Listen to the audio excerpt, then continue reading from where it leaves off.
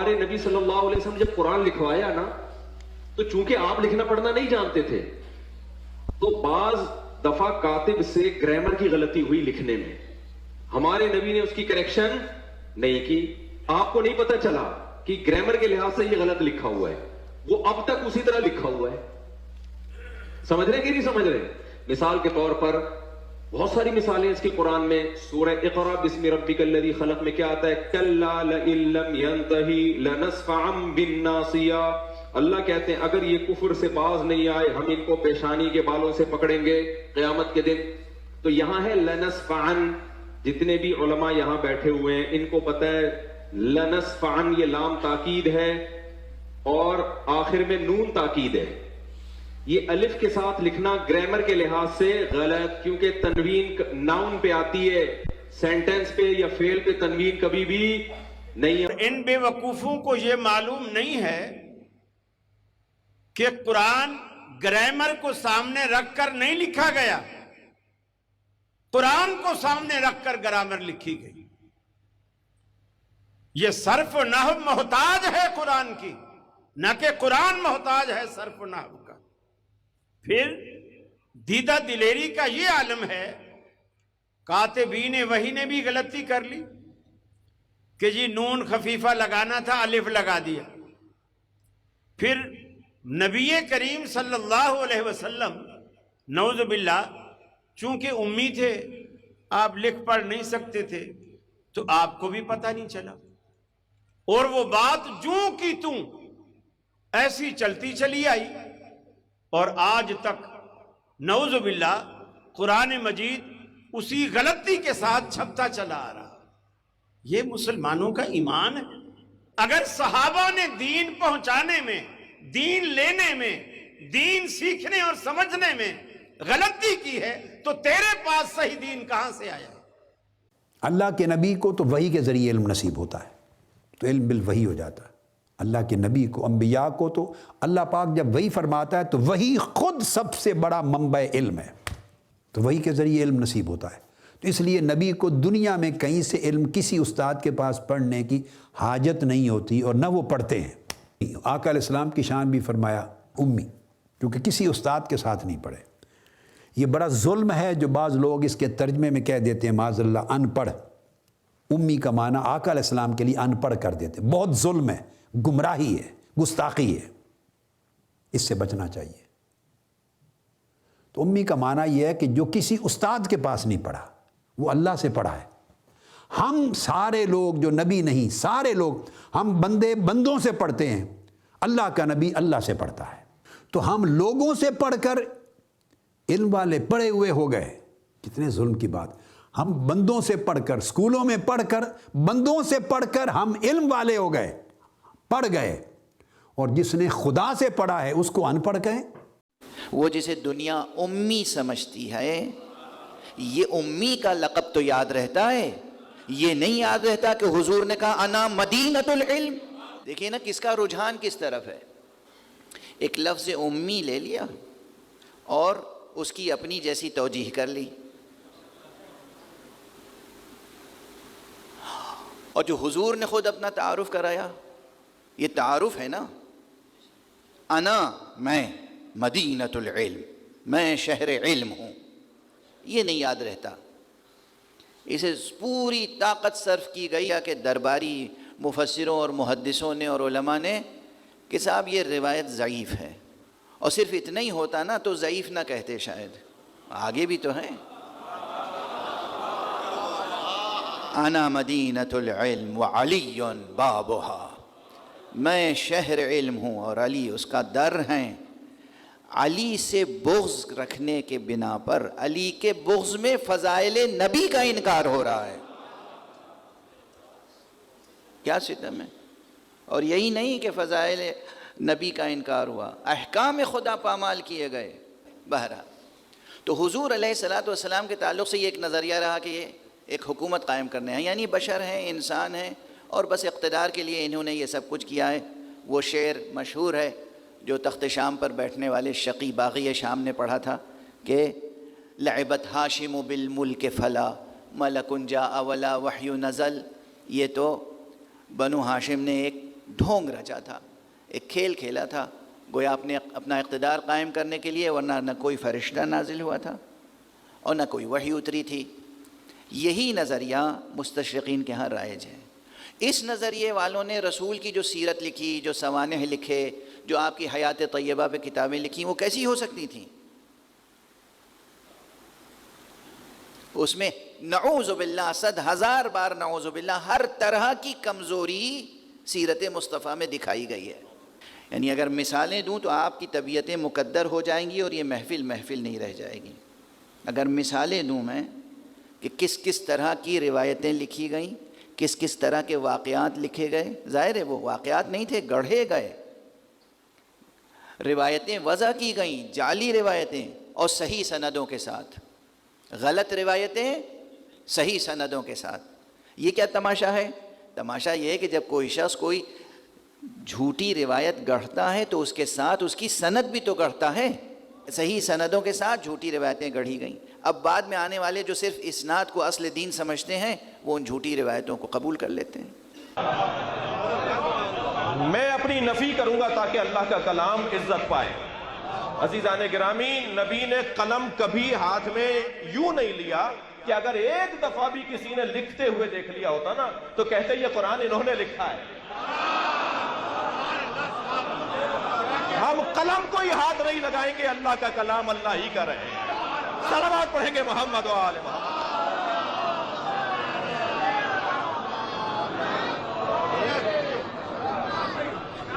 سرکار یہ وہاں سے پڑھ کر آنے والا ہو جسے اللہ نے اپنے علم کا مجسم وجود بنایا ہو۔ توجہ کر رہے ہیں آپ؟ اللہ اپنے علم کو جب کاغذ پر اتارتا ہے تو اسے قرآن نام دیتا ہے، اور اللہ جب اپنے علم کو پیکر میں ڈھالتا ہے تو اسے محمد نام دیتا ہے۔ یہ سرکار دو جہاں علم الہی کا مکمل وجود ہے۔ اتنی ایسی روشنی لفظ امی کی پھیلا دو کہ لفظ امی کے غلط معنی بتانے والے خود منہ چھپاتے پھریں۔ سبحان اللہ۔ امی جس معنی میں پیغمبر کا لقب ہے، امی کے معنی جاہل کے نہیں ہیں، امی کے معنی ہے کہ یہ وہ معلم ہے جس کا نصاب ام الکتاب ہے۔ سبحان اللہ، واہ واہ واہ، سبحان اللہ، سبحان اللہ۔ یہ نہیں ہے کہ حضور لکھ نہیں سکتے تھے، پڑھ نہیں سکتے تھے۔ لکھ نہ سکنا اور ہے، نہ لکھنا اور ہے۔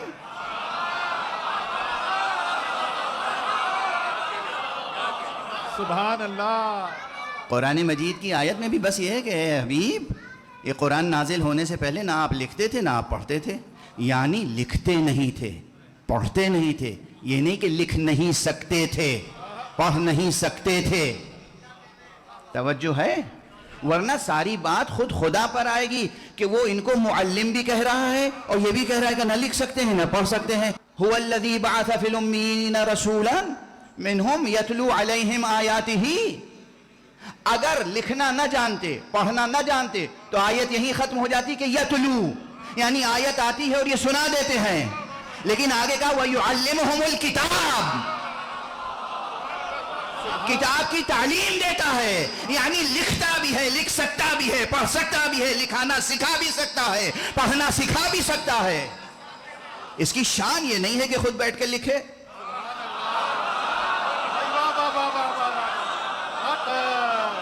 جو وہ پیغمبر جو دل میں سوچتا ہو اسے لوح محفوظ پر قلم الہی لکھتا ہو تو پھر اسے قلم اٹھانے کی ضرورت کیا ہے؟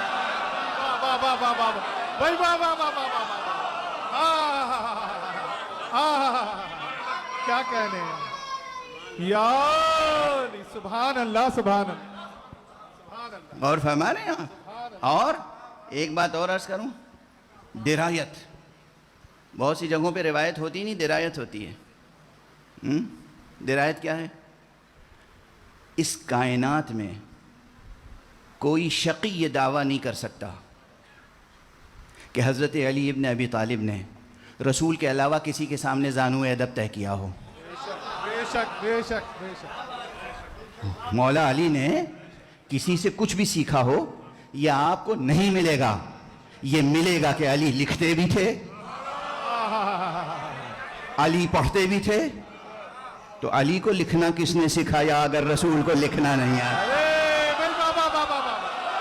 حضرات محمد و آل محمد میں اور عام لوگوں میں فرق یہ ہے ہم شریعت پر عمل کے پابند بنائے گئے ہیں، انہوں نے خود کو مشیت پر عمل کا پابند بنایا.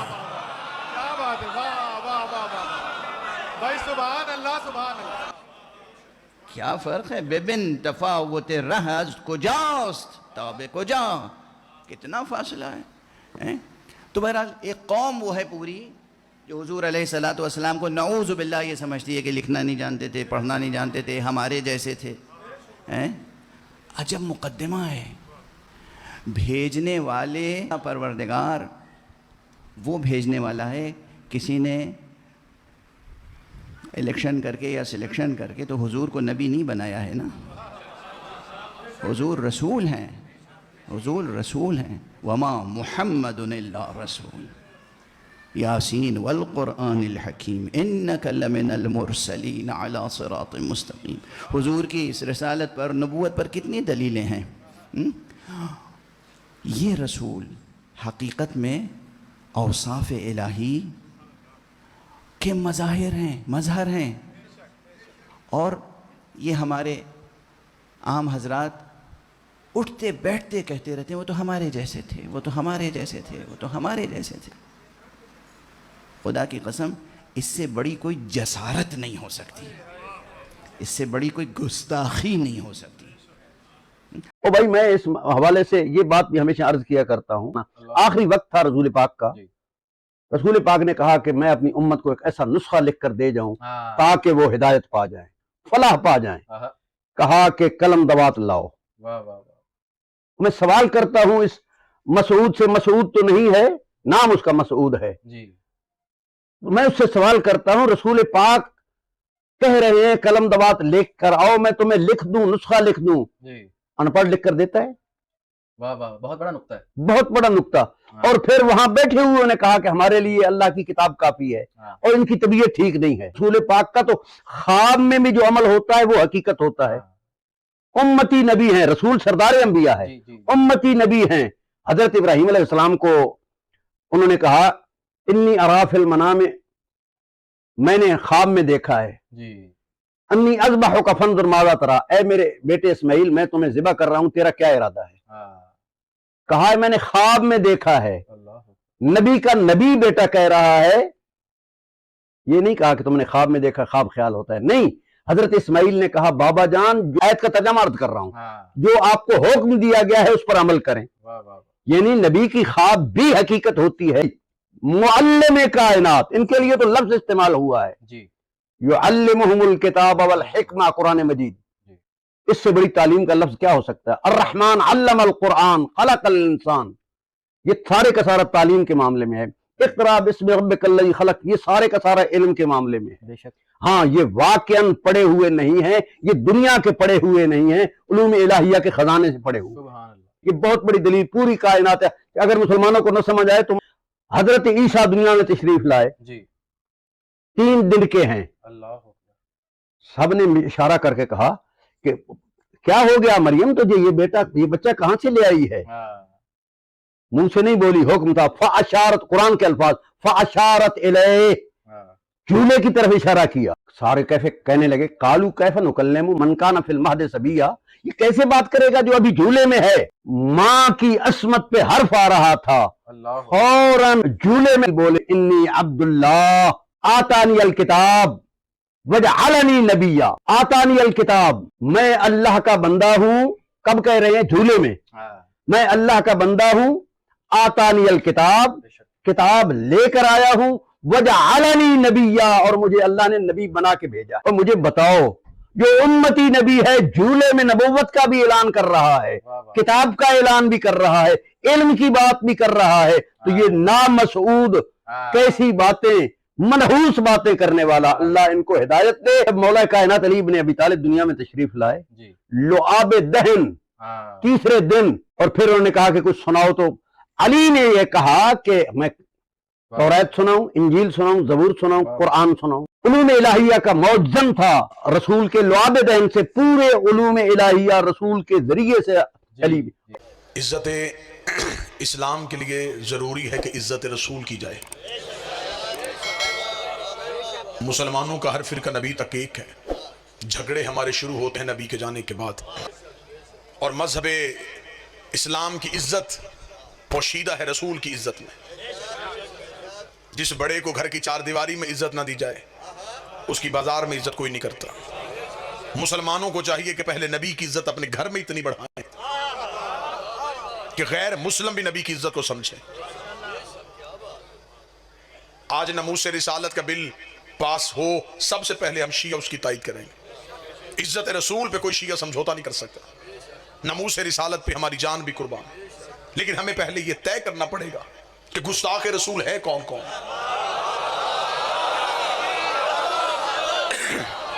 आपके पास गुस्ताख रसूल का म्यार क्या है?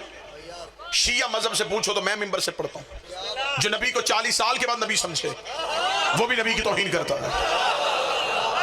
जो रसूल को दाई का दूध पिलाए वो भी रसूल की तौहीन करता है। जो नबी को जबरील का शगीर समझे वो भी नबी की तौहीन करता है। हर गुस्ताख रसूल को सजा होनी चाहिए, चाहे वो घर का हो चाहे वो बाहर का हो। इज्जत रिसालत पे कोई समझौता नहीं। हमारे अकीदे के मुताबिक नबी पहले दिन से नबी थे। अगर रसूल ने आके ये नहीं कहा कि मैं मक्के में आके नबी बना हूं, रसूल का ऐलान है कुन तो नबी आदम बैनल मायवती, मैं उस वक्त भी नबी था जब आदम मट्टी और पानी के दरमियान था। गवाह वो चाहिए तो जो सामने खड़ा होकर कहे कुन तो वलीयन आदम बैनल मायवती, मैं उस वक्त भी वली था जब तू नबी था। 40 साल तक चुप रहे सिर्फ गवाही की वजह से कि अली आए और मेरी रिसालत की गवाही दे। जिसकी गवाही देने से रिसालत मुकम्मल होती है उसकी गवाही छोड़ने से तेरी नमाज कैसे मुकम्मल हो सकती? रसूल ने कहा कि अली आए और मेरी गवाही दे। 40 साल अपने किरदार से मनवाया कि इस्लाम क्या है। चले जो इस मौसम में जुबान हलाए वो मुझ पे एहसान करेगा। मैं जुमला बदलता हूं। 40 साल कुरान बन के दिखाया, फिर कुरान पढ़ के सुनाया। 40 साल तक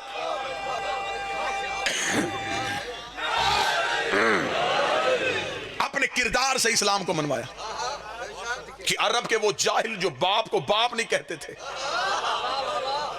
हमारे नबी को सादिक भी कहते थे, अमीन भी कहते थे। रसूल ने कहा कुरैश वालों अगर मैं कहूं इस पहाड़ के पीछे लश्कर है तो मानोगे? उन्होंने कहा कैसे ना मानने, कह जो तू रहा है। रसूल ने कहा अगर जाओ तो लश्कर ना मिले फिर तुम्हारा अकीदा मेरे बारे में क्या है? उन्होंने कहा अब्दुल्ला का बेटा हम तेरा कलमा नहीं पढ़ते, लेकिन अगर पहाड़ के पीछे लश्कर ना हुआ तो हमारा अकीदा ये होगा हमारी आंखें अंधी हो गई, तू सच्चा। शिया मजहब में अगर अकीदा रिसालत सुनना हो तो हम नबी को 40 साल के बाद नबी नहीं समझते, हम नबी को पहले दिन से नबी समझते। ये कोई एहतराम रिसालत नहीं है। नबी 40 साल के बाद नबी बने, बकरियां चराया करते थे, दाई दूध पिला के चली गई थी। दाई ने दूध क्यों पिलाया? वो कहते इसलिए कि अमीरों के बच्चे अमीरों की दाइयां ले गई थी। दरूद सारे हजरात मिलके बुलंद आवाज से पढ़िएगा।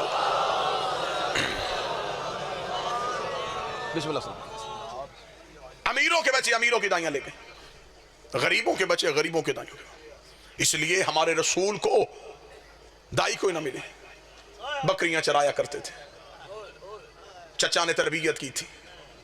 आज के दौर में रिश्ता ढूंढने से पहले वालिदैन पूछते हैं बच्चा करता क्या है।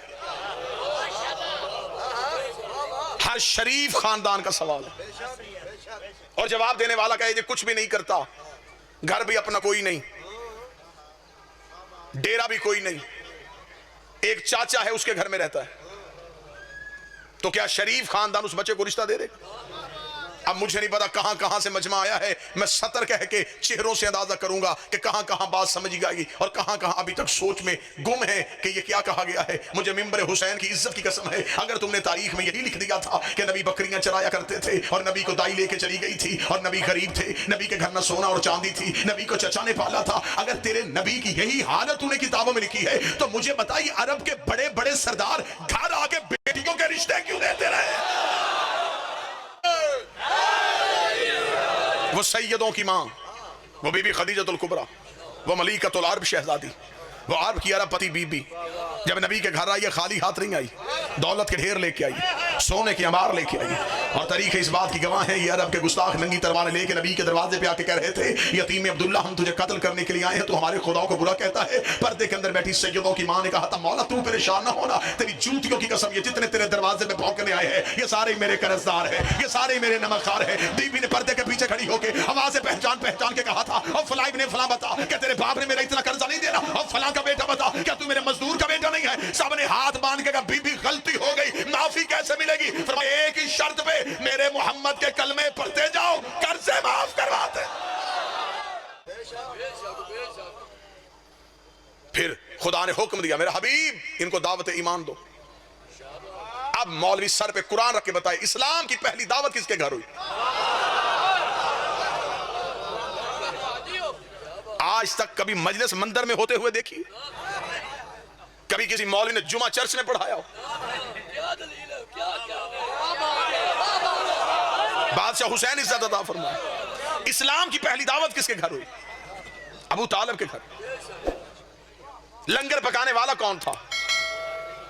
علی کا باپ۔ 3 دن مسلسل دسترخوان بچھانے والا کون تھا؟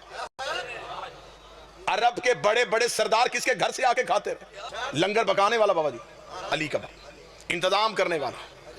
چھوٹا موٹا دسترخوان بچھایا تھا جہاں مکے کے سردار آنے ہوں، اونٹ ذبح کیے گئے۔ سارے بات سننے کے لالچ میں نہیں آئے تھے،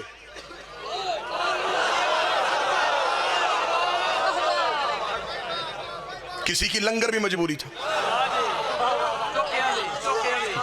عرب میں اتنا اچھا کھانا انہی کے دسترخوان سے ملتا، لوگوں کا رش دسترخوان بچھائے۔ پہلے دن مجلس نہیں ہوئی، صرف لنگر۔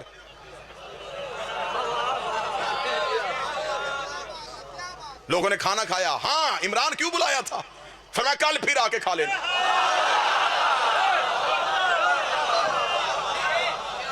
اگلے دن گئے پھر ویسا ہی دسترخوان۔ کیا کروانا چاہتا ہے؟ ابو طالب چاہتے تھے کہ نمک رگوں میں بس جائے، نمک حرامی کرتے ہوئے تھوڑا سوچے تو صحیح۔ 2 دن صرف لنگر، مجلس کوئی نہیں۔ دوسرے دن بھی اچھا خاصا کھا کے چلے گئے۔ عرب کے لوگ چکھتے نہیں تھے، اڑاتے تھے۔ ان کی خوراک پڑھی جائے تو عقلیں حیران ہو جائیں۔ ایک ایک اونٹ ایک ایک بندے کی خوراک تھی اور جی بھر کے کھا رہے تھے۔ تیسرے دن رسالت مآب نے حضرت ابو طالب کے پاس آ کے کہا چچا اتنی محنت کا فائدہ؟ بات تو سن کوئی نہیں رہا۔ فرمایا آپ بتائیں تقریر کرنا کب چاہتے ہیں؟ رسالت مآب نے تیسرے دن کہا میں چاہتا ہوں کہ آج تقریر ہو۔ اسے کہتے ہیں ابو طالب۔ مسکرا کے علی کے باپ نے کہا پھر آج کوئی نہیں جائے گا۔ پھر آج ان میں سے کوئی نہیں اٹھے۔ دسترخوان کا اہتمام ہوا۔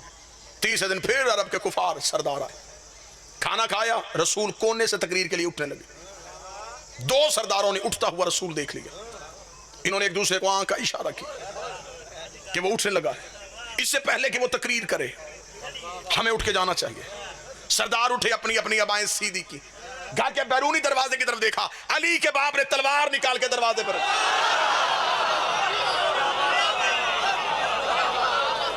میں مکہ کا ماحول پڑھ رہا ہوں، تلوار نکالی، تلوار کی نوک اپنے گھر کے بیرونی دروازے پر۔ کفار نے دیکھا، ابو طالب یہ کیا؟ فرمایا خاموش، بیٹھ جاؤ۔ ایک ہاتھ ایک سردار کے اندر, دوسرا ہاتھ دوسرے, اس کو چپ.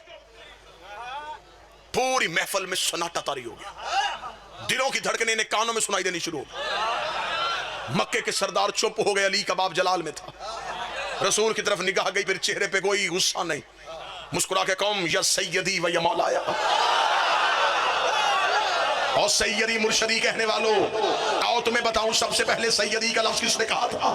فرمایا قوم یا سیدی و یا مولایا, اٹھو میرا سید, اٹھو میرا مولا, فتکلم مما تحبون, اور کہہ دے وہ جو تو چاہتا ہے, وبلغ رسالت ہمیں ربک, اور پہنچا وہ رسالت جو تیرے رب نے تجھ پہ نازل کیا ہے. ابو طالب کا جملہ کہنا تھا, خدائی جھوم گئی. خدا نے کہا ابو طالب تو نے تو پہلے بھی بڑے احسان کیے تھے, ایک احسان تو نے اور کر دیا ہے, تو نے 40 کافروں میں میرے محمد کو مولا کہا ہے, میں 1.25 لاکھ حاجیوں میں تیرے علی کو مولا کہا.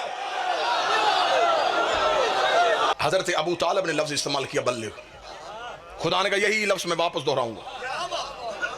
تو نے آج کہا بلغ رسالتوں, پہنچا وہ رسالت, یہی لفظ میں محمد کو واپس دوں گا. یا ایھا رسول بلغ ما انزل علیک. یہ لفظ بلغ پہلی بار ابو طالب کی زبان سے نکلا. 40 کافر خاموش ہو کے بیٹھ گئے. اب رسول تقریر کے لیے اٹھے.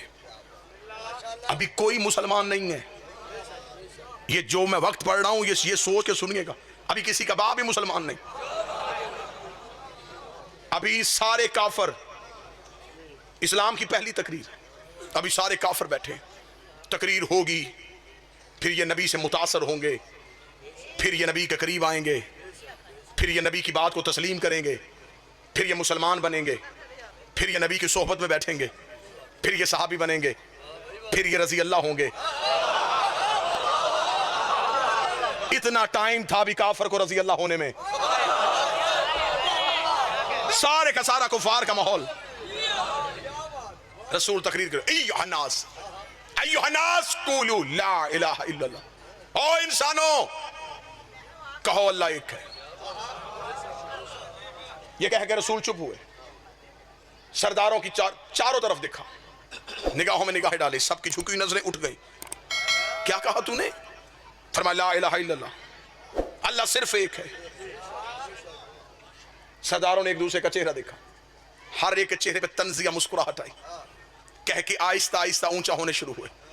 واہ, یہ کہہ رہا ہے اللہ ایک ہے. ایک سردار نے اٹھ کے اپنی دستار کو سیدھا کر کے کہا, یہ کون کہتا ہے کہ اللہ ایک ہے؟ فرمایا انا محمد عبدہ و رسول, اس لیے کہ میں محمد اس کا عبد اور اس کا رسول ہوں. اتنا کہنا تھا, کفار کہنے لگے اچھا تو عبداللہ کا بیٹا نبی بن گیا, تو نبی ہے, یہ کون بتائے گا کہ تو نبی ہے؟ یا پیچھے سے 13 سال کا علی پنجوں پہ کھڑا ہوا, آواز آئی اشہد ان لا الہ الا اللہ. میں گواہی دیتا ہوں وہ ایک ہے, پھر یہ بھی گواہی میں دیتا ہوں یہ اس کا رسول ہے. کفار نے پیچھے مڑ کے دیکھا تو پیچھے علی کھڑے تھے, آگے دیکھے تو آگے مصطفیٰ کھڑے تھے. اگلی سطر بھی خوبصورت ہے, اگر یہ پنجاب کا مجمع سمجھ لے. ابو طالب کے دونوں بیٹوں نے پورے کفر کو گھیرے میں لے لیا.